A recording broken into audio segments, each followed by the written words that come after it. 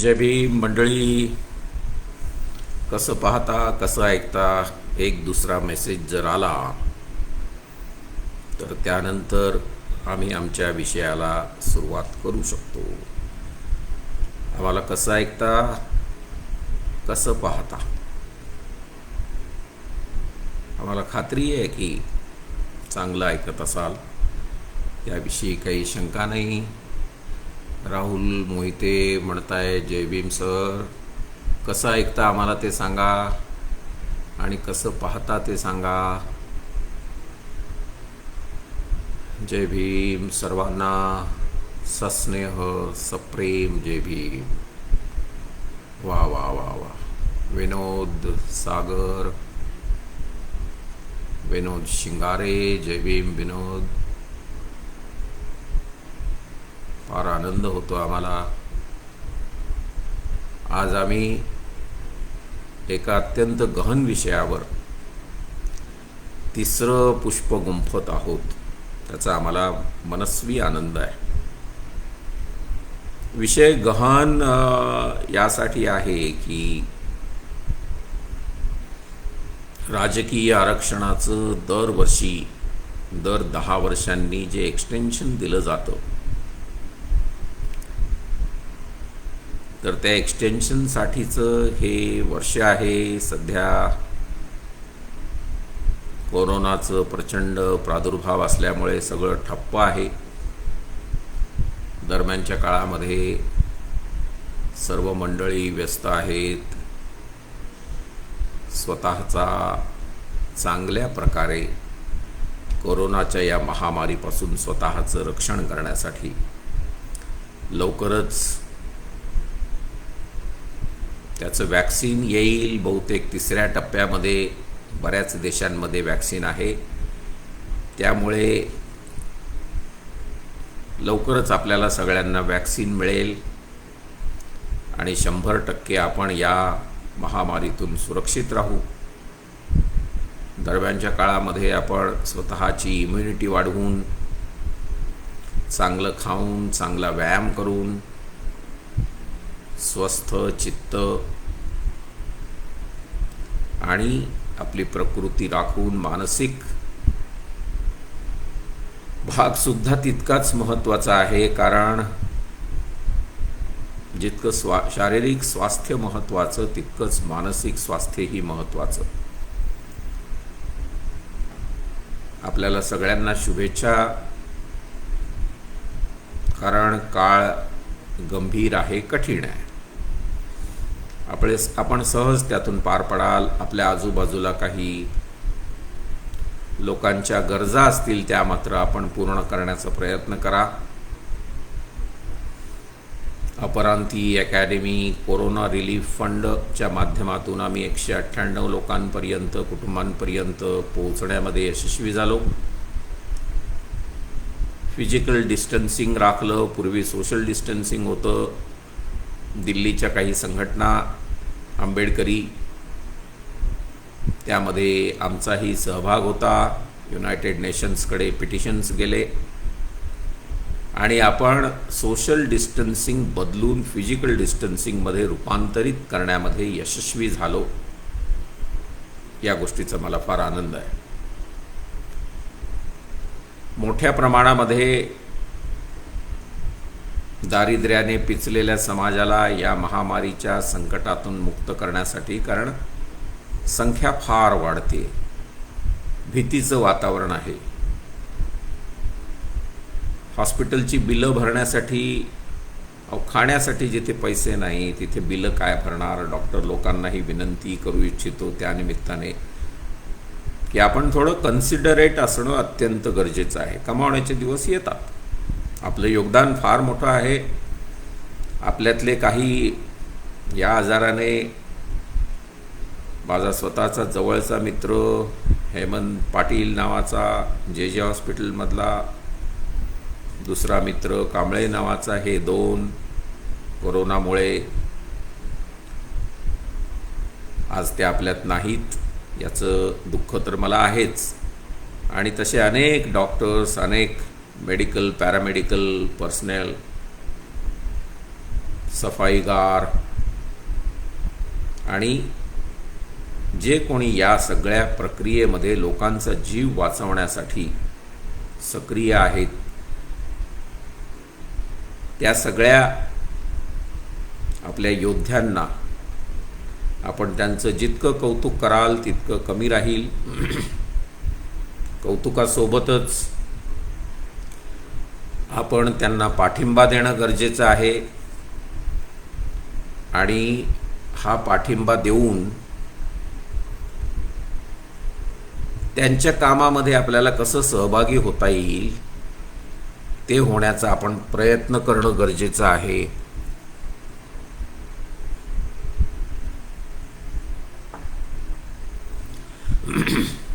आज आपलं हे जे पेज आहे फार पॉप्युलर पेज आहे, आपल्याला सगळ्यांना माहिती आहे. सर्वजित बनसोड, राहुल खांडेकर हे ते पेज चालवतात, बहुजन संघटकचं. आणि या पेजवरती आजचा माझा कदाचित 6वा बुधवार असेल. मी बुधवारचा संपादक आहे या पेजचा. हे त्यांनी मला जे पद दिलं आहे त्यासाठी मी त्यांचे आभार मानतो. आणि विशेष म्हणजे आमचे मित्र राहुल खांडेकर यांचा आज वाढदिवस आहे. त्यांना वाढदिवसाच्या हार्दिक कोटी कोटी शुभेच्छा देतो. एका लाईट नोटवरती मी यासाठी आज सुरू केलं की हा विषय इतका गंभीर आहे आणि काल परवा मी 2 नेते आमने सामने दाखवून अशी डिबेट दाखवली गेली की एकाने सांगितलं की राजकीय आरक्षण जावं, तर दुसऱ्याचं म्हणणं आहे कोण म्हणतो जावं ते गेलं तर आम्ही शेवटी त्याचा निकराने मुकाबला करू. माझं म्हणणं आहे ह्या नेतृत्व गणांना की आपण कृपया चर्चेच्या टेबलावर यावं. सगळे प्रश्न चर्चेने सुटतात आणि त्या चर्चेच्या माध्यमातून यावरती तोडगा काढावा. आपण मोठ्या राजकीय पक्षांचे नेते आहात, आपला प्रदीर्घ दांडगा अनुभव आहे. आपण सगळ्यांनी एकत्र व्हायला आणि त्यानिमित्ताने या विषयावरती चर्चा करायला काही हरकत नाही. अगदी या नेत्यांमध्ये आपले सगळे पक्ष जे आहेत, कारण हा काही एका व्यक्तीचा पक्षाचा भाग असू शकत नाही.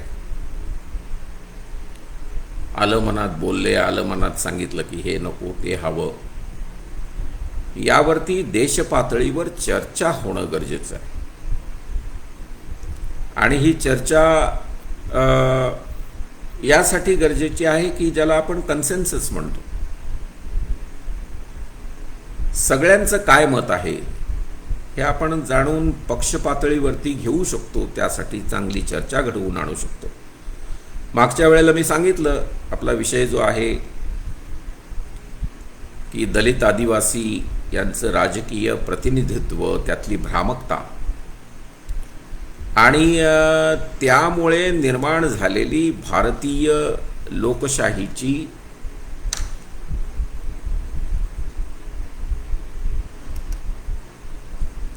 न पाहवली जाणारी अवस्था.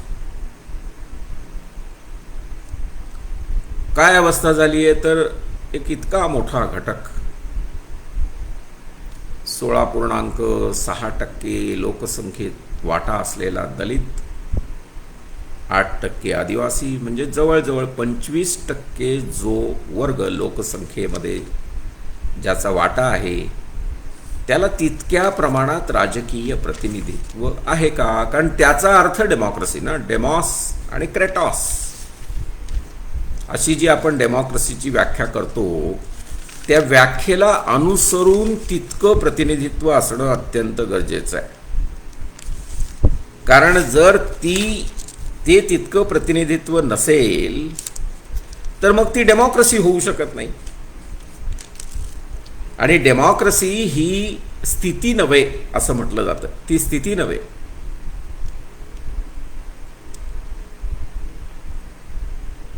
तर डेमोक्रेसी ही प्रक्रिया आहे आणि ती सातत्याने इव्हॉल्व्ह होत राहते. लिंडल आणि स्कॉट यांनी म्हटले की democracy is rule of people, demos is people, kratos is rule. त्यामुळे हा रूल ऑफ पीपल जो आहे त्यात ज्यांचं, ज्यांच्यासाठी आणि ज्यांनी, by the people, of the people and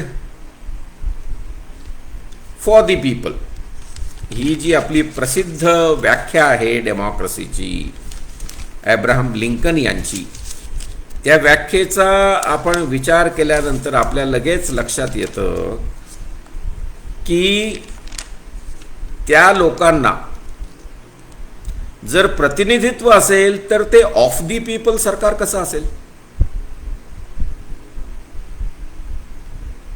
आणि क्रेटॉस जो आहे त्यांनी चालवलेलं राज्य मग ते बाय दी पीपल कसं असेल, आणि जर ते ऑफ दी पीपल नसेल, लोकांचं नसेल, बाय दी पीपल नसेल, लोकांनी नसेल, तर ते फॉर दी पीपल कसं होऊ शकतं. या सगळ्या गोष्टीचा विचार केल्यानंतर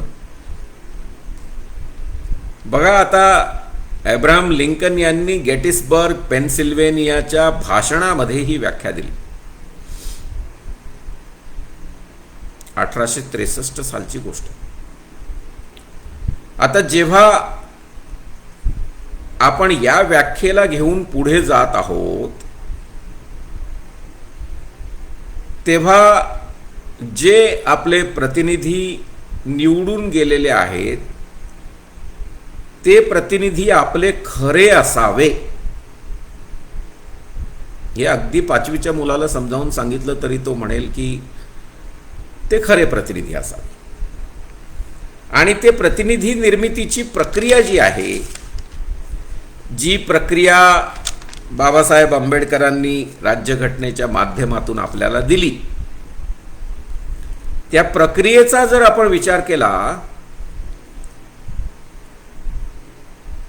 तर त्या प्रक्रियेमध्ये सगळ्यांना जोपर्यंत प्रतिनिधित्व नाही तोपर्यंत ती लोकशाही लोकांची असू शकत नाही. आणि त्यामुळे ते खरं प्रतिनिधित्व मिळावं यासाठी खरं तर पूर्ण देश 135 कोटी लोकांनी एकमुखाने सांगावं की यामध्ये जे कोणी निवडून जातात ते खरे प्रतिनिधी असावे, यात काही शंका नाही. लोकसभेमध्ये खासदार आहेत आपले शेड्यूल्ड कास्टचे 84, शेड्यूल्ड ट्राईबचे 47, 543 खासदारांच्या लोकसंख्येमध्ये लोकसभेमध्ये आपले 131 खासदार आहेत. अनेक प्रसंग असे येतात की ज्या वेळेला आपण अपेक्षित धरतो की ह्या लोकप्रतिनिधींनी आवाज उठवावा. आपण जर विधानसभा पाहिल्या तर पूर्ण देशभरामध्ये 614 आमदार शेड्यूल्ड कास्टचे आहेत, 554 आमदार शेड्यूल्ड ट्राईबचे आहेत, 1168 एकूण आमदार आहेत लोकप्रतिनिधी. महाराष्ट्राचा विचार केला तर 29 आमदार महाराष्ट्रातले शेड्यूल्ड कास्टचे आहेत, 25 आमदार शेड्यूल्ड ट्राईबचे आहेत. या सगळ्यांनी ज्या ज्या वेळी आपण विविध प्रकारचे प्रश्न निर्माण होतात त्या प्रश्नांच्या काही मी कॅटेगरीज केलेल्या आहेत. सगळ्यात महत्त्वाचा जो बर्निंग इश्यू असतो नेहमी तो जाती जमातींवर होणारे अत्याचार. दुसरा महत्त्वाचा विषय असतो तो दलित विद्यार्थ्यांना निर्माण झालेल्या अनन्वित अडचणी, वसतिगृहांच्या अडचणी, त्यांच्या स्कॉलरशिपच्या अडचणी, त्यांच्या फेलोशिपच्या अडचणी, त्यांच्यावरती केले जाणारे प्राध्यापकांकडून आणि त्यांच्या कलिग्सकडून केले जाणारे अन्याय, अत्याचार. अहो इथलंच काय, त्या अमेरिकेमध्ये सुद्धा आता ह्या 2-3 दिवसात आपण जर वाचलं असेल तर IT प्रोफेशनल्सनी आपल्या सोबतच्या अन्य दलित IT प्रोफेशनल्सवरती जातीयवादी अत्याचार केले, अन्याय केले. आपल्या वस्त्यांमध्ये विविध प्रकारच्या अडचणी असतात. म्हणजे मी तर आता कुठेही जाताना वस्तीकडे चाललो, या तळेगावच्या दंगलीच्या निमित्ताने मी 13 गावांना भेटी दिल्या नाशिकमध्ये काही वर्षांपूर्वी. त्या सगळ्या केसेसचा चांगला पाठपुरावा केला, शिक्षाही लागल्या, तो भाग अलहिदा. परंतु त्या वस्त्यांना भेटी देताना माझ्या लक्षात आलं की बाकी सगळं गाव व्यवस्थित, पण दलितांच्या वस्तीची सुरुवातीचा रस्ता सुद्धा चांगला नाही, जो मेन रस्त्याला जोडतो. आतमध्ये तर दुरावस्था आहेच. आणि हे सगळं सोडवण्याचं काम, मग ते विद्यार्थ्यांची शिष्यवृत्त्या असतील, फेलोशिप असतील, PhD ॲडमिशन असतील, अत्याचार असतील, वस्त्या सुधार असेल, किंवा ॲट्रॉसिटीचे गुन्हे असतील, त्याच्या संदर्भातले न्यायालयीन निवाडे असतील, या सगळ्या बाबत कधीतरी या 131 खासदारांनी आणि 1168 आमदारांनी कधीतरी आवाज उठवावा. हे यांची निर्मिती होण्यामागे, करण्यामागे संविधानाला अभिप्रेत होतं. आणि म्हणून संविधान निर्माते डॉक्टर बाबासाहेब आंबेडकरांनी त्याची कठोर शब्दांमध्ये निंदा केलेली आहे. ऑल इंडिया शेड्यूल कास्ट फेडरेशनमध्ये त्यांनी रेझोल्युशन नंबर 6 पास केलं आणि त्यात त्यांनी म्हटलं की हे जे भ्रामक आरक्षण आहे हे थांबलं पाहिजे. थांबलं पाहिजे म्हणजे बोमट्या मारायच्या नाही लगेच की हे संपवायचं, त्याला चांगला पर्याय देता आला पाहिजे. जो पर्याय डॉक्टर बाबासाहेब आंबेडकरांनी एका सिस्टमॅटिक पद्धतीने Southborough commission, Simon commission, त्यानंतरच्या राऊंड टेबल कॉन्फरन्सेस, 30-31-32च्या 32चा कम्युनल अवॉर्ड, रॅमसे मॅकडोनाल्ड यांचा, लेबर पार्टीचे प्राईम मिनिस्टर त्यावेळेचे ब्रिटनचे, आणि त्याचं इम्प्लिमेंटेशनच्या पातळीवरती गांधीजींनी केलेला देशाचा घात. फक्त दलितांचा नाही म्हणत मी, कारण त्या निमित्ताने दलित शोषित वंचित राहणं, आदिवासी शोषित वंचित राहणं म्हणजे देश प्रगती पथावरून दूर जाणं. आपलं शरीर स्वास्थ्य आपण असं नाही म्हणू शकत की माझ्या उजव्या हाताचं काय नाही हो, तो स्वस्थ आहे की अस्वस्थ आहे मला काय देणं घेणं आहे, माझं बाकी शरीर बघा. नाही, तो हातही तुमच्या शरीराचा भाग आहे. आणि हे विसरता कामा नये की तो लोकसंख्येच्या निमित्ताने 25% आहे. शरीराच्या 25% भागाला तुम्ही नजरअंदाज करू शकत नाही.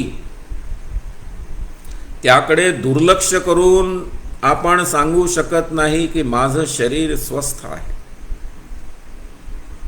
बाबासाहेब आंबेडकरांनी रेझोल्युशन पास केलं नाशिकमध्ये. नकोच, कारण जसे त्याचे धक्के बसले, त्यांना स्वतःला 2 प्रचंड धक्के बसले. नारायणराव काजरोळकरांना, जे बाबासाहेबांच्या सोबत होते पूर्वी, त्यांना फोडून, त्यांना उभं करून बाबासाहेबांच्या विरुद्ध मुंबईमधून काँग्रेसनेच नव्हे तर बाकी कम्युनिस्टांनी पण सपोर्ट देऊन त्यांना निवडून आणलं. 25,000 रुपयाची थैली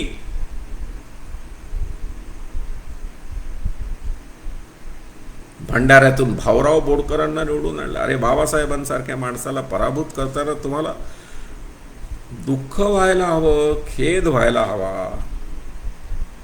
ज्या बाबासाहेबांनी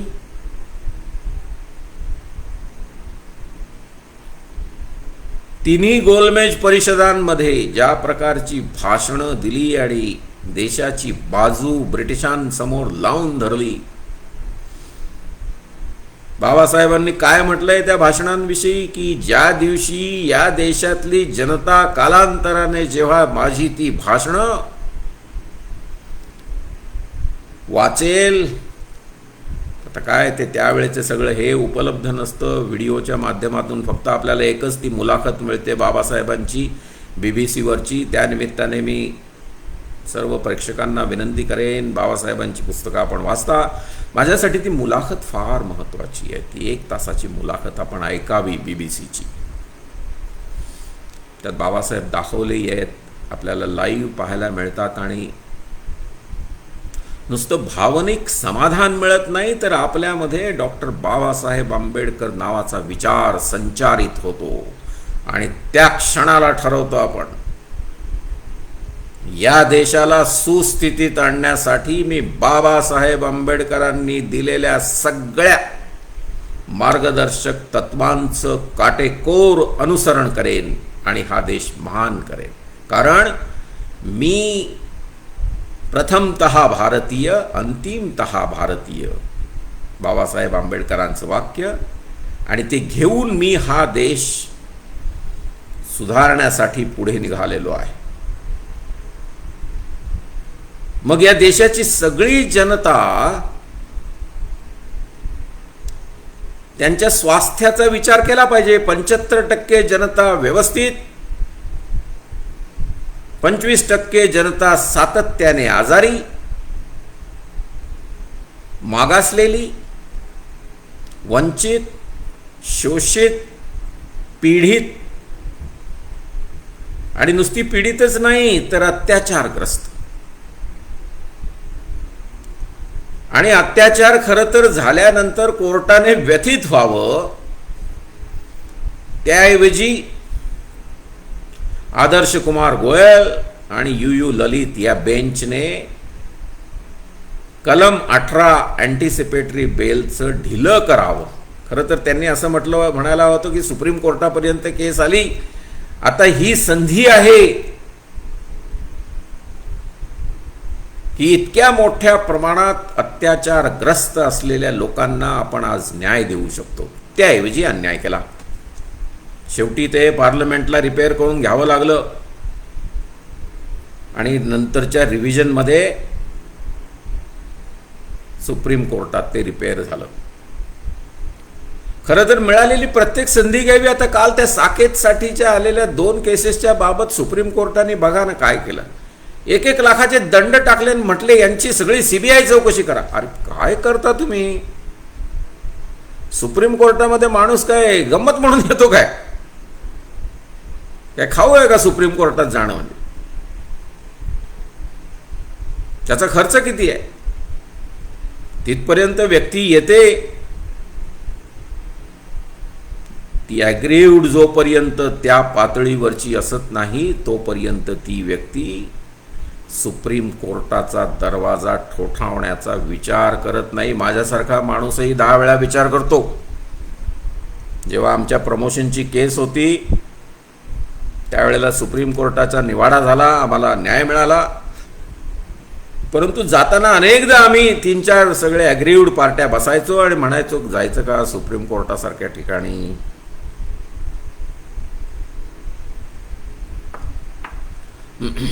बंधू भगिनींनो, आपले 2 एपिसोड झाले. आजचा तिसरा चालू आहे. मी आहे संजय अपरांती, प्रोफेशनल डॉक्टर. जे हॉस्पिटल MBBS केलं, MD केलं. जे हॉस्पिटलला शिकवत होतो, सायन हॉस्पिटलला शिकवत होतो. MA सोशॉलॉजी केलं, विद्यापीठामध्ये पहिला आलो. MA पॉलिटिकल सायन्स केलं, LLB केलं. डान्स बार हा माझा पोर्टफोलिओ होता. मुंबई एन्फोर्समेंटचा DCP होतो, deputy commissioner police. Dance bar बंद झाले, त्यावरती पुढचं रिसर्च करण्यासाठी लंडनला गेलो. क्रिमिनॉलॉजीचा अभ्यास केला, तिथे मेरिटमध्ये आलो. परत आलो देशाच्या सेवेसाठी. 2 वर्षाचा कोर्स 1.5 वर्षात संपवून परत आलो. 6 महिने अगोदरच जॉईन झालो. राज्यपालांचा ADC म्हणून 2 टर्म केलेला मी एक अधिकारी आहे. मला आनंद होतो की बाबासाहेब आंबेडकरांच्या प्रेरणेने तितक्या महत्त्वाच्या पोझिशनवर मला 2 वेळा काम करायला मिळालं आणि त्यानिमित्ताने सगळा देश पाहायला मिळाला. आणि तेही डॉक्टर PC अलेक्झांडर सारख्या एका महान विद्वानाच्या हाताखाली काम करायला मिळणं हे मी एक माझं स्वतःचं क्वालिफिकेशन समजतो. आणि त्यानंतर डॉक्टर SC जमीर आणि शंकर नारायणन अशा एकूण 3 गव्हर्नर साहेबांच्या हाताखाली मला काम करण्याची संधी मिळाली आणि त्याचा माझ्या जडणघडणीमध्ये खूप मोठा वाटा आहे. बंधुभगिनींनो, सध्या मी अपरांती अकॅडमी नावाची एक संस्था नाशिकमध्ये चालवतो, ज्याच्यातून विद्यार्थ्यांना मार्गदर्शन करतो. विविध प्रकारच्या स्पर्धा परीक्षा असतात, UPSCच्या, लोकसेवा आयोगाच्या, राज्याच्या, केंद्राच्या. त्यासाठी विद्यार्थ्यांना मी मार्गदर्शक करतो. दरम्यानच्या काळामध्ये आपल्या कोरोनाच्यासाठी पीडित लोकांसाठी, कोरोना बाधित लोक नाही म्हणता येणार, पण कोरोनानंतर जो लॉकडाऊन झाला, त्या लॉकडाऊनने जे बाधित झाले त्यांच्यासाठी आम्ही एक रिलीफ फंड तयार केला आणि त्याच्याद्वारे 198 कुटुंबांपर्यंत आम्ही पोचलो. फार एका गहन विषयावरती आपण सविस्तर बोलण्याचं यासाठी ठरवलं की खूप गैरसमजांचा फक्त दलितच नाही, किंबहुना मी असं म्हणेन की या विषयामध्ये दलितांना क्लॅरिटी आहे, पण अन्य लोकांना मात्र क्लॅरिटी नाही. इतक्या मोठ्या प्रमाणामध्ये जे लोकप्रतिनिधी निर्माण होतात, ते निर्माण होण्याची प्रक्रिया जी बाबासाहेबांनी शेवटच्या टप्प्यापर्यंत आणली होती आणि आपल्याला जे स्वतंत्र मतदारसंघ मिळणार होते, त्या स्वतंत्र मतदारसंघांच्या ऐवजी संयुक्त मतदारसंघ अशा प्रकारचा पुणे कराराचा कॉम्प्रोमाइज फॉर्म्युलावरती बाबासाहेबांना सही करावी लागली. आणि त्याचे एकामागे एक धक्के बसत जे गेले आणि जे निवडून जायचे खासदार, ते बाबासाहेब व्यथित अंतःकरणाने म्हणायचे की हे जांभया देण्या व्यतिरिक्त तोंड उघडत नाही. यांनी बोलावं, समाजाचे प्रश्न मांडावे. समाजावरती जर अत्याचार झाले, अन्याय झाला, तर त्याविरुद्ध यांनी आवाज उठवावा. कोणताही माणूस असं म्हणेल ना, हो या 25% व्यतिरिक्तचे लोक किंवा तुमचे माणसं आहेत ना, ते काय करतात, त्यासाठी तर त्यांना निवडून दिलं, मग ते निवडून गेल्यानंतर ते काम का करत नाहीत, फार मोठा प्रश्न आहे. जनरल पॉप्युलेशन असं म्हणतं की 10 वर्षांसाठीच सवलती होत्या. मी त्यांना सांगू इच्छितो, कारण मी जेव्हा प्रोग्रॅमवर येतो खूप मोठ्या प्रमाणामध्ये मला जनरल पॉप्युलेशनची व्ह्युअरशिपसुद्धा माझ्या नोकरीच्या निमित्ताने लाभलेली आहे. 50-50 हजार लोक हा कार्यक्रम बघतात. मला याविषयी फार आनंद आहे. ही माझी पॉप्युलॅरिटी नाही, तर मी जे विषय मांडतो त्या विषयांची समाजाची असलेली गरज आहे, त्या विषयाचं ज्ञान घेण्याची, असा त्याचा मी अर्थ घेतो. आणि त्यांना हे सांगू इच्छितो की हे 10 वर्षांचं राजकीय आरक्षणाची मर्यादा ही फक्त राजकीय आरक्षणाला आहे. घटनेच्या अनुच्छेद 334 प्रमाणे लोकसभेचं अनुच्छेद 330 अन्वये रिझर्वेशन लोकसभेसाठी,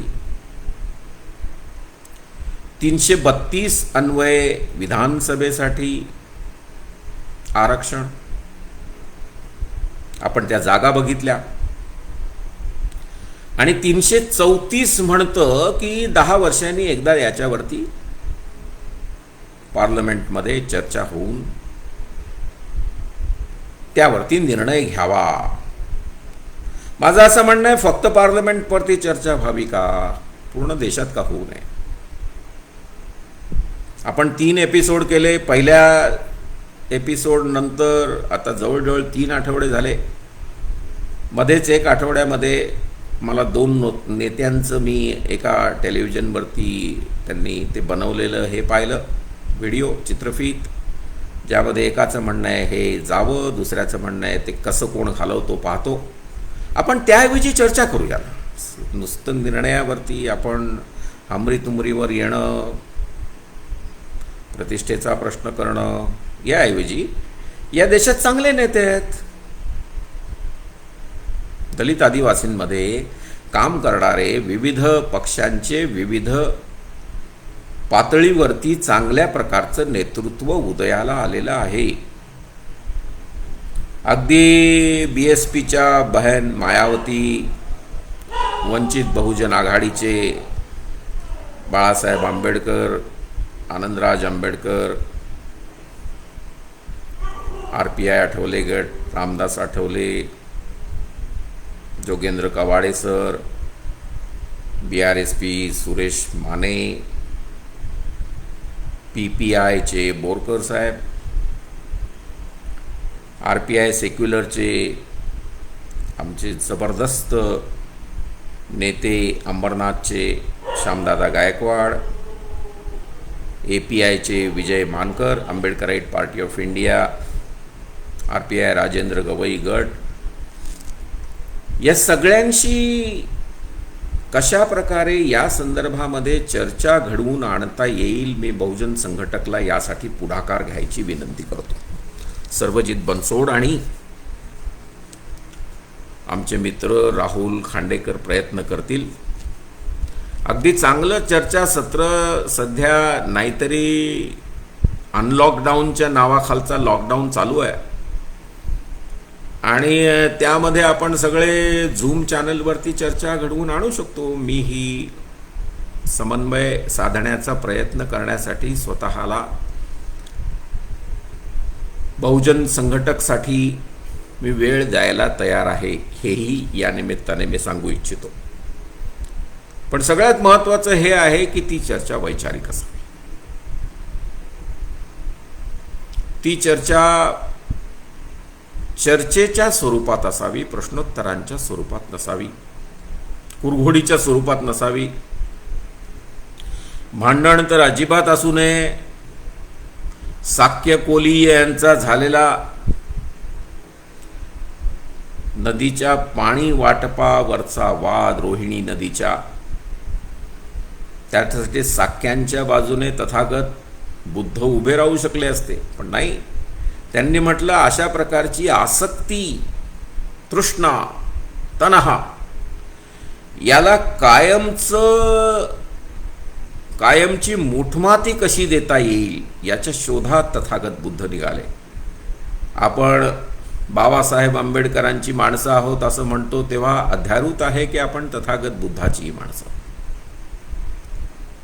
आणि तथागत बुद्धाच्या त्या तत्वाला अनुसरून आपण थोडा गांभीर्याने आणि सखोल विचार करावा, कुरघोडी करू नये. खूप मोठ्या प्रमाणामध्ये विद्वान आहेत आपल्या समाजामध्ये. चिकार आता रिकामे म्हणण्याच्या ऐवजी काही प्राध्यापक मंडळी आहे, जजेस आहेत, डॉक्टर्स आहेत, इंजिनियर्स आहेत, सोशल सायंटिस्ट आहेत, राजकीय क्षेत्रातही चांगली नावाजलेली आणखी या पक्षांच्या पुढाऱ्यांव्यतिरिक्तची माणसं आहेत. त्या सगळ्यांनी चर्चा करायला काय हरकत आहे? आपण कोणत्या जमान्यात आहोत? 70 वर्षापूर्वी बाबासाहेब आंबेडकर जर प्रत्येक प्रश्न चर्चेने सोडवत होते, शेवटचा निकराचा लढा स्वतंत्र मतदारसंघासाठी देण्यासाठी त्यांनी सरदार नागप्पा यांना सांगितलं, विचारा तुम्ही माझ्या वतीने, बघा काहीतरी आणखी बदल करता येईल का, कारण हे कायमचं सील झाल्यासारखं वाटतं मला. हा प्रश्न न सुटला असं जे डिक्लेअर करू इच्छितो या देशातला सत्ताधारी पक्ष, त्यातून आपण मुक्त कसं होता येईल यासाठी सरदार नागप्पा प्रयत्न करा. तो प्रयत्न सुद्धा फेल झाला आणि शेवटी आपल्या माथी संयुक्त मतदारसंघ मारले गेले. हे फक्त राजकीय आरक्षणाच्या संदर्भात आहे बरं, गल्लत करायची नाही. कारण शैक्षणिक आरक्षण जे आहे 15(4) अनुच्छेद अन्वये, नोकऱ्यांमधलं आरक्षण आहे 16(4) अनुच्छेद अन्वये, ही आरक्षण जोपर्यंत असमानता, मागासलेपण शिल्लक राहणार आहे या देशातलं, जोपर्यंत यांचे मॅट्रिमोनियल कॉलम्स, ब्राह्मणासाठी ब्राह्मण, मराठ्यासाठी मराठा, आणि इवन आता वाईट वाटतं पण बौद्धही जाहिरात देतात की बौद्ध वधू हवी, बौद्ध वर आहे. No, you should never go for it.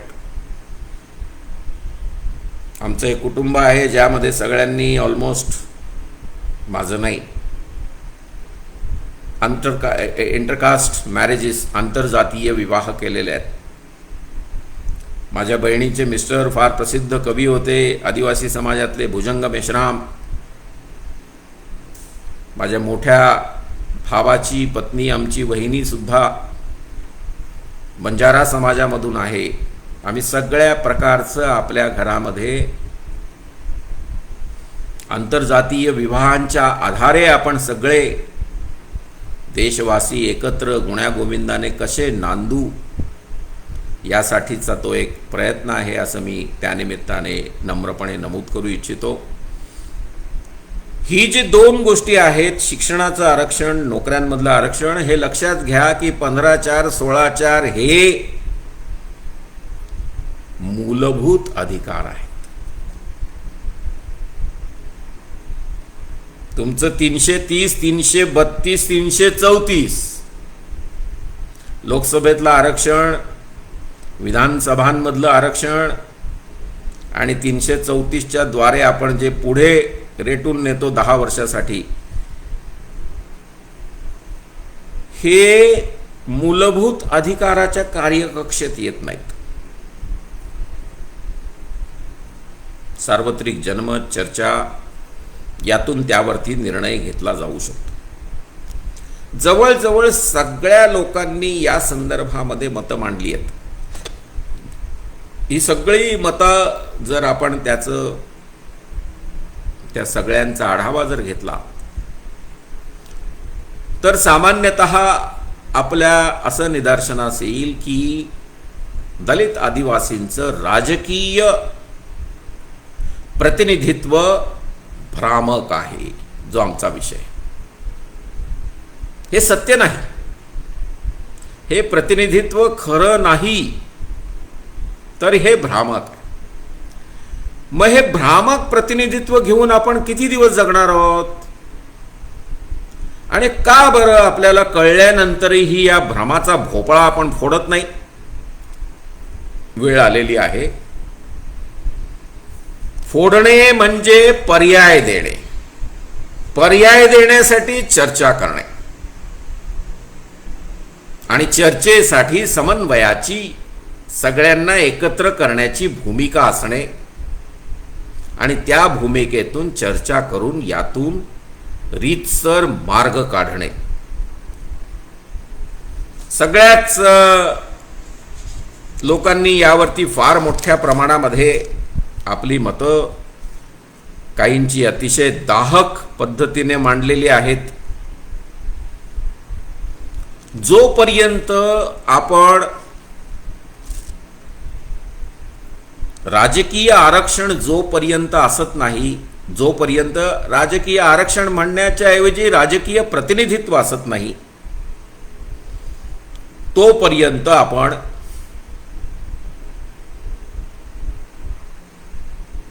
त्या समाजाचे प्रश्न सोडवण्यासाठी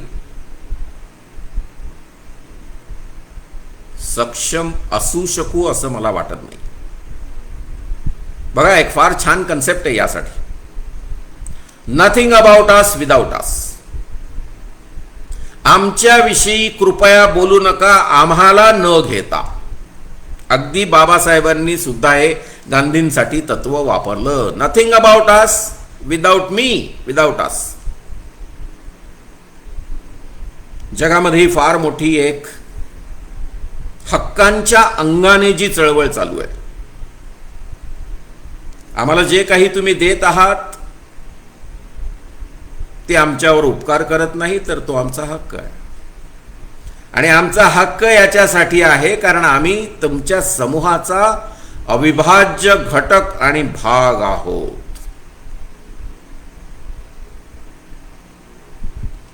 आणि हा भाग, अविभाज्य घटक आणि भाग आम्ही जोपर्यंत असणार आहोत तोपर्यंत आमच्या स्वास्थ्याची काळजी घेणं हे तुमचं कर्तव्य असणार आहे.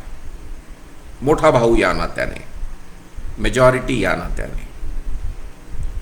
आणि जेव्हा तुम्ही आमची ही बाजू घेणार आहात तेव्हा तुम्ही मनात हे सांगितलं पाहिजे की माझ्या शरीराचा हात थोडासा दुखला आहे, दुखावला गेलाय, त्याला रिपेअर केलं गेलं पाहिजे. कारण हाताला झालेल्या दुःखाच्या झिंजण्या डोक्यात येतात. Human body is a integral whole. So is the story with society. Society within territory, देश, is a integral whole, an integral whole. Now when we say that it is an integral whole, are we not supposed to say that we have to take care of each and every part of it? And the part which constitutes 1/4, should we not take care of this 1/4 through representation, through budget, through reservation? आपण हे सगळे विषय एक एक करत आतापर्यंत या टप्प्याला पोहोचलेलो आहोत. आणि हे का करणं गरजेचं आहे? देशाच्या प्रगतीसाठी. का करणं गरजेचं आहे? कारण एवढा महाप्रचंड देश, क्लिअर कट ऋतू आहेत, उन्हाळा, पावसाळा, हिवाळा. जगातल्या पाश्चात्य देशांना नाही आहेत. मी लंडनमध्ये राहिलोय, MSc क्रिमिनॉलॉजी केलं. मला नेहमी तिथे वाटायचं त्या थेम्स नदीच्या किनाऱ्यावर बसून मी दुपारचा डबा खायचो तेव्हा की कसं काय जगतायत हे लोक. कधी पाऊस पडतो, कधी ऊन पडतं, कधी थंडी लागते, कधी बर्फ पडतो. माझ्या देशात तर सगळं आबादी आबाद आहे. मे महिन्यात कधी आम्ही छत्री नेत नाही. तिथे दररोज बाहेर पडताना विचारायला लागतं ते मशीनला, सिरीला, सिरी इज इट रेनिंग आउटसाइड? सिरी लगेच सांगतो yes it is. Should I carry my umbrella? Yes you must. आमच्या देशात सिरी नाही. आमच्या देशात अशा प्रकारचं अनियमित वातावरण नाही. इतका सुंदर देश मग ह्या पातळीवरती का आला हो?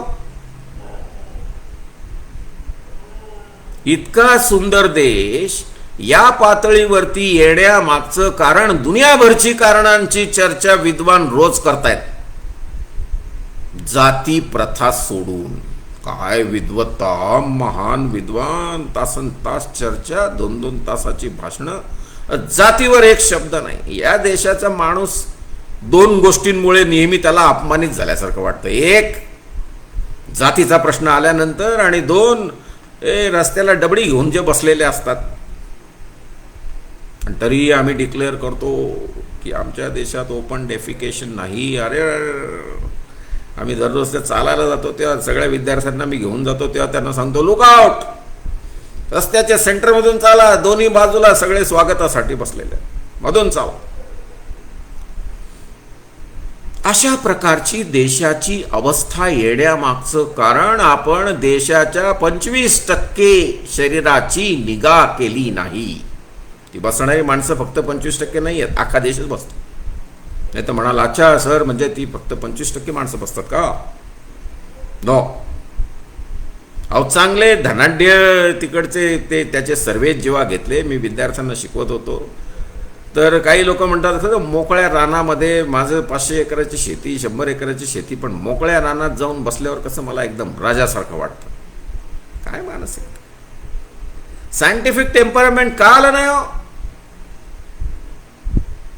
त्याला कारण सातत्याने या देशामध्ये अंधश्रद्धा आणि कर्मकांडांचा पाठपुरावा केला गेला. आजही बघा, कोरोना जे दणके देतोय ना,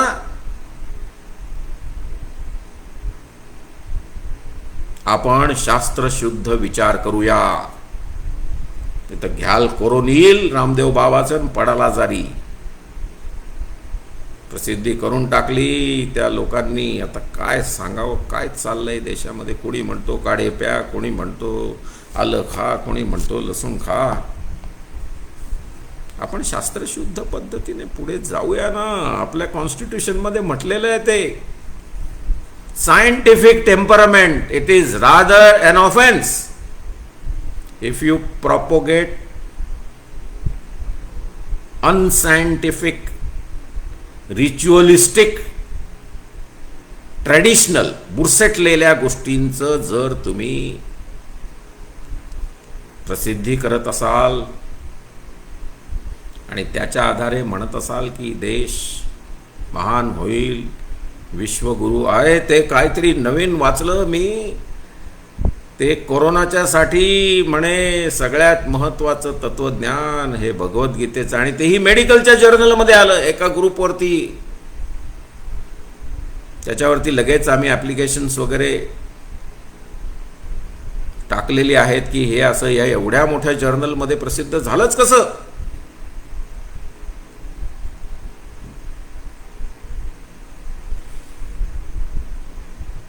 जे आपल्याला माहिती आहे, मनुस्मृती काय, वेद काय, गीता काय, ह्या सगळ्या ज्या प्रकारच्या कॉन्स्पिरसीज आहेत, प्रतिक्रांतीच्या काळामध्ये निर्माण झालेल्या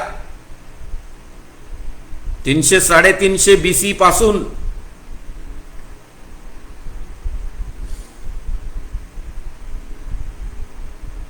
प्रतिक्रांतीचं फक्त ते 185 BC हे वर्ष घेऊ नका, बिफोर क्राइस्ट, ख्रिस्तपूर्व. पुष्यमित्र शुंगाने बृहद्रथाचा खून केल्यानंतरची, असॅसिनेट केल्यानंतरची झालेली प्रतिक्रांती नाही. त्याच्या अगोदर जेव्हा बुद्धाचा वावर संचार आणि मौर्याचा वावर संचार, अशोकाचा त्या काळातलं आलेलं वेलफेअर स्टेट, आणि त्या वेलफेअर स्टेटच्या विरोधात काम करणारी जी त्या काळातली पण 3.5% माणसं, ती टक्की जी कडेला बसलेली होती, ती सातत्याने कॉन्स्पिरसी करत होती.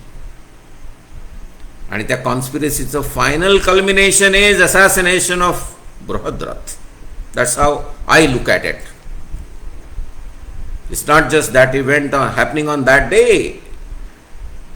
It's a culmination of conspiracy. सगळं हायजॅक केलं, जितकं काही चांगलं होतं. मग त्यामध्ये अहिंसा हायजॅक केली, योग हायजॅक केले. 80 वर्षाचा होईपर्यंत बुद्ध व्यवस्थित ठणठणीत जगला. तो काय बिना व्यायामाने जगले का तथागत गौतम बुद्ध? अहो, योग कुणाच बुद्धालाच करून टाकलं अवतार.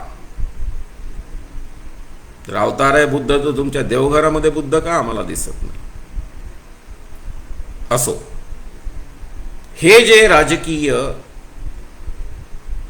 आरक्षण आहे ते फंडामेंटल राईट्स मध्ये नाही. त्याच्यासाठी फार मोठ्या प्रमाणामध्ये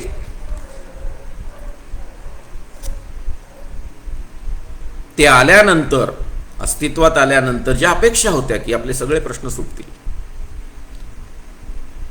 131 खासदार आणि 1168 आमदार कशाला प्रश्न शिल्लक राहिलेत. एखादं जवखेड्याच्या केसमध्ये ज्या प्रकारे पुढाऱ्यांनी पुढाकार घेतला निवडून गेलेल्यांनी, किंवा 18 कलम जेव्हा सुप्रीम कोर्टाने त्याच्या विरुद्ध जजमेंट दिल्यानंतर सगळे राजकीय नेते एकत्र झाले आणि थावरसिंग गेहलोत त्यांच्याकडे जाऊन ज्या प्रकारे त्यांनी ते पुन्हा अस्तित्वात आणण्यासाठी प्रयत्न केले, असे काही प्रसंग नाही असं नाही, परंतु इन जनरल मात्र जांभया देण्या व्यतिरिक्त बाबासाहेबांचं वाक्य आहे बरं, या निवडून गेलेल्या लोकांनी काहीही केलं नाही. हे सगळं अस्तित्व जे आहे हे आपल्याला देण्यासाठीचं महत्वाचं योगदान आपण जेव्हा त्याचा विचार करतो तेव्हा आपण महात्मा फुल्यांकडे पहिल्यांदा आपल्याला जावं लागतं. फार सुंदर एक वाक्य, एक त्यांचं कवन आहे त्यासाठी, राणीसाठी त्यांनी म्हटलंय, सत्ता तुझी राणीबाई, ब्रिटिश राणी, सत्ता तुझी राणीबाई चहूकडे ब्राह्मणशाही, सत्ता तुझी राणीबाई चहूकडे ब्राह्मणशाही,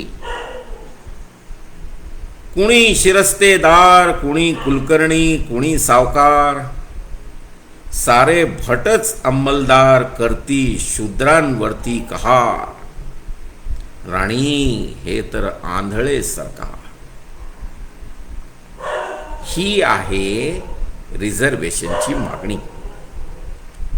ही आहे राजकीय रिझर्वेशनची मागणी.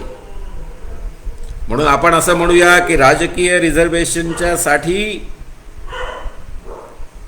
महात्मा फुल्यांचं योगदान सगळ्यात मोठं, महत्वाचं आणि प्राधान्याने आपल्याला आपण त्यांचं देणं लागतो. त्यानंतर शाहू महाराजांनी आपल्या रियासतीमध्ये आरक्षण दिलं 50% 1902ला.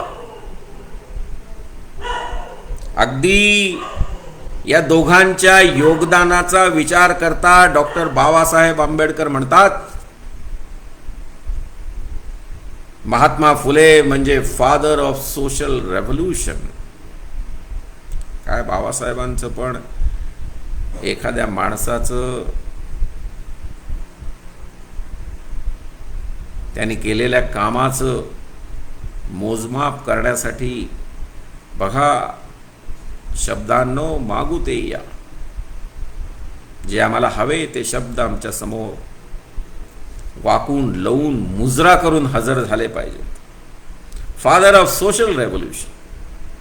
तर शाहू महाराज म्हणतात Babasaheb, he is a pillar of social democracy, father of social revolution, and Shahu Maharaj म्हणजे पिलर ऑफ सोशल डेमोक्रेसी. त्याच्या सोबतच आपण बघितलं तर साऊथमध्ये फार मोठी चळवळ होती. त्या साऊथच्या चळवळीमध्ये केरळमध्ये पूर्ण तमिळ, केरळ इकडे फार मोठ्या प्रमाणामध्ये पेरियार, नारायण गुरु यांनी मोठ्या प्रमाणामध्ये जी चळवळ उभी केली आणि तिथेही रिझर्वेशन आलं. वैशिष्ट्य काय बघा की आपण जर जागतिक पातळीवरती विचार केला तर मला नेहमी वाटतं की आपण आणि आपल्याकडच्या चळवळी यांचं योगदान जागतिक पातळीवरती भले भले देश, मोठे देश, डेमोक्रेसीचं ज्या ठिकाणी आपण सगळ्याच दृष्टीने ज्यांचं वर्णन करतो डेमोक्रेसीच्या निमित्ताने,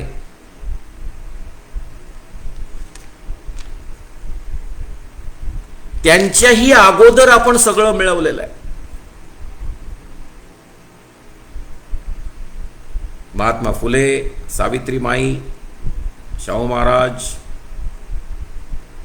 बाबासाहेब आंबेडकरांनी सगळं ते एका व्यवस्थित सिस्टीम मध्ये बसवलं, त्याला एक आकार दिला आणि तो आकार असा दिला की त्यावरती कुणीही बोट दाखवू शकत नाही. कितीही प्रतिगामी असेल तो अडतो तिथे बाबासाहेब नावाच्या एका महान तत्ववेत्यांच्या वैचारिक क्रांतीशी आणि विचार करतो आपल्याला ही भिंत ओलांडता येणार नाही. आणि ते आहे या देशाचं अतिशय महत्त्वाचं जगाच्या पातळीवरचं लक्षण. अत्याचारांची परिसीमा या देशामध्ये झालेली आहे. त्यामुळे जितकं करेक्शन करण्यासाठी संधी मिळेल, मग ती लेजिस्लेचरला मिळेल, पार्लमेंटला मिळेल, ट्रेझरी बेंचेसला मिळेल, एक्झिक्युटिव्हला मिळेल, ज्युडिशियरीला मिळेल, सुप्रीम कोर्टाला मिळेल, हायकोर्टांना मिळेल, आणि त्यासोबतच जितकी ती प्रेसला मिळेल तितकी त्यांनी वापरावी आणि या देशात हार्मनी निर्माण करावी. प्रश्न 5-10% नाही, प्रश्न 25% आहे. आणि त्याच्या पुढे जाऊन 52% ओबीसी आहेत, तेही तितक्याच मोठ्या प्रमाणात अत्याचारग्रस्त आहेत असं मी म्हणतो. म्हणजे 89च्या कायद्यातलं अट्रॉसिटीज अगेन्स्ट SC SC त्यात ते बसत नाहीत, किंबहुना कधी कधी ते परपेट्रेटर्स असतात, पण ते नसतात. त्याच्या मागे असलेली सनातनी फिलॉसॉफी असते. या सनातनांनी त्यांना कायमचे गुलाम ठेवलेले आहेत. आपल्याला त्यांना त्या गुलामगिरीतून मुक्त करायचं. त्यांना समजत नाहीये. फार मोठी प्रक्रिया ही शाळा कॉलेजेसमध्ये होणार नाहीये, कारण शाळा कॉलेजेस तर आता कोविडच्या नावाखाली सिलेबस पण कट करतायत. काय तर म्हणे पोरांना फार ओझं होतं, सिलेबस कट करावं, फालतूच्या गोष्टी काढून टाकाव्या. अहो पण चांगल्या गोष्टी काढल्या, डेमोक्रेसी काढून टाकू, सेक्युलरिझम काढून टाकू, सिटिझनशिप ज्याच्यासाठी आपण आंदोलनं केली.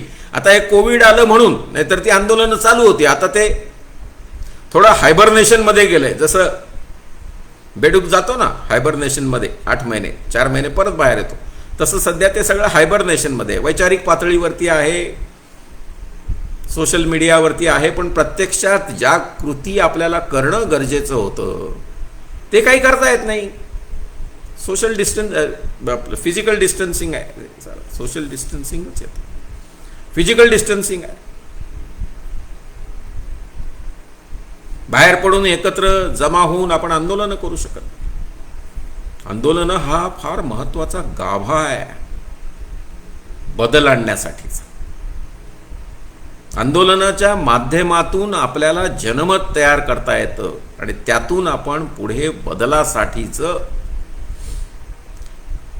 जनसामान्यांसमोर आपण त्याचं प्रयोजन करू शकतो, प्रपोजल मांडू शकतो. अमेरिकेमध्ये एक 1954चं वर्डिक्ट आहे. 1954, हा बघा, आपली राज्यघटना अस्तित्वात आली आहे 50. अमेरिकेत 54ला काळे गोरे एकत्र बसून शाळा असाव्या अशा प्रकारचं त्यांच्या कोर्टाचं वर्डिक्ट आहे, ज्याला ब्राऊन वर्डिक्ट म्हणतात.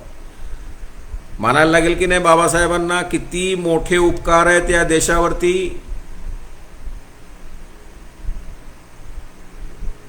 दलितांचे, पीडितांचे, आदिवासींचे, ओबीसींचे उद्धार करते असं जेव्हा लोक म्हणतात तेव्हा मी म्हणतो साफ झूठ. भारताचे उद्धार करते. आज जी भारताला जगामध्ये प्रतिष्ठा आहे, अरे त्या ग्रे झीन मध्ये गेलो, एवढं सगळे लोकांचे फोटो त्यांच्या त्या गॅलरीमध्ये, तिथे एकाच माणसाचा फोटो आणि तो होता डॉक्टर बाबासाहेब आंबेडकरांचा फोटो. मी बघितल्यानंतर विचार केला, जिथे कुठे गेले तिथे वैशिष्ट्यपूर्ण काम केलं. म्हणून त्यांनी म्हटलं, माझी गोलमेज परिषदेमधली भाषणं जर ऐकली तर अख्खा देश माझ्या भजनी लागेल, पूजनी लागेल. जरी त्यांना भजन पूजन मान्य नव्हतं, त्यांनी भाषणात म्हटलं की नको तो भक्ती संप्रदाय, इथे भक्ती कल्ट असला तर वाटोळ होऊन जाईल. माणसांची सुद्धा ह्या काळामध्ये मंदिरं व्हायला लागलेली आहेत. ती कोरोना पूजा मी बिहारच्या लोकांची बघितली आणि मला काय अचानक असं वाटलं की आणखी एक ब्लड प्रेशरची गोळी घ्यावी. कसं होणार या देशाचं? या देशात डॉक्टर बाबासाहेब आंबेडकर, तथागत बुद्ध, राजा अशोक, आणि तरीही इतकी अधोगती. प्रक्रिया चालू राहिली पाहिजे, परिवर्तनाची प्रक्रिया, सेक्युलरिझमची प्रक्रिया, सायंटिफिक टेम्परामेंटची प्रक्रिया, आणि बरोबर त्याच्यावरतीच घाला घालण्याचा घाट केंद्र सरकारने कोविडच्या नियमाने सिलेबसमधलं सिटिझनशिप. अरे जेव्हा आपण citizenship amendment act, NRC, NPR याच्यावर चर्चा करतो, तासन तास भाषणं जोडतो, आम्ही अनेक ग्रुपमध्ये जातो, सिटिझनशिप नको म्हणे, डेमोक्रेसी नको. 9वी ते 12वी पर्यंतच्या सिलेबसमधले सगळे महत्त्वाचे चॅप्टर हे वगळा, ते वगळा, ते वगळा. अरे असं नका करू. अरे मुळामध्ये कर्मकांडी देश, मुळामध्ये अंधश्रद्धा देश, त्याला आणखी ज्या गोष्टींमुळे त्यांची अंधश्रद्धा नष्ट होईल, ज्या गोष्टींमुळे त्यांची कर्मकांड नष्ट होतील, बायांच्या अंगामध्ये देवी यायला लागल्या, कोरोना देवी. तेव्हा जितकं सायंटिफिक टेम्परामेंट आपल्याला वाढवता येईल तितकं ते जर आपण वाढवलं तरच आपण हा देश वाचवू शकतो असं मला वाटतं. फार मोठ्या प्रमाणामध्ये यावरती चर्चा तर सुरू झाली आहे. किती नुकसान झालंय, त्यातून बाहेर येण्यासाठी हे प्रतिनिधित्व कसं असावं. प्रतिनिधित्व हवंच, पण ते कसं. आता जे संयुक्त मतदारसंघातून येतं च्या ऐवजी कसं असावं यावरती आपल्याला विचार करावा लागेल. नेशन वाईड डिबेट, आणि त्यावरती आपण विचार केल्यानंतरच आपल्याला त्यातून मार्ग. मग ते प्रपोर्शनेट रिप्रेझेंटेशन असावं का. ज्यांना जितकी मतं मिळतील तितक्या प्रपोर्शनमध्ये त्यांचे प्रतिनिधी त्या सदनात बसावे का. संयुक्त मतदारसंघाच्या ऐवजी पुन्हा नव्याने आपली मागणी स्वतंत्र मतदारसंघ आणि त्याच्या आधारे आपले खरे प्रतिनिधित्व निर्माण व्हावे का, की या व्यतिरिक्त अन्य काही मार्गाने आपल्याला हा विषय पुढे नेता येईल. यावरती आपण सगळ्यांनी आपापसात चर्चा करावी. देशपातळीवरती यावरती विचार मंथन घडवून आणावं. बहुजन संघटकला मी विनंती करतो त्यानिमित्ताने. आणि या देशाचा प्रतिनिधित्वाचा प्रश्न, भ्रमाचा भोपळा फोडून खरे प्रतिनिधित्व निर्माण करण्यासाठी आपण निश्चित परिणामकारक मध्यस्थी कराल अशी बहुजन संघटकला विनंती. आणि बंधू भगिनींनो, आपण हे 3 भागांमध्ये मी दिलेलं व्याख्यान शांत चित्ताने ऐकून घेतलं. मोठ्या प्रमाणामध्ये व्ह्युअरशिप उपलब्ध करून दिली. त्यानिमित्ताने बहुजन संघटकचं पेज आपला सगळ्यांचा सपोर्ट, जरी खूप मोठ्या प्रमाणात आपण लाईव्ह येऊन त्यावेळेला बघू शकत नसलात तरी नंतर आपण बघता, मला माहिती आहे, मला आपण सगळे त्या संदर्भामध्ये आपली मतांतरं माझ्यापर्यंत पोचवता, कळवता. त्यासाठी मी आपला सगळ्यांचा कायमचा आभारी राहू इच्छितो.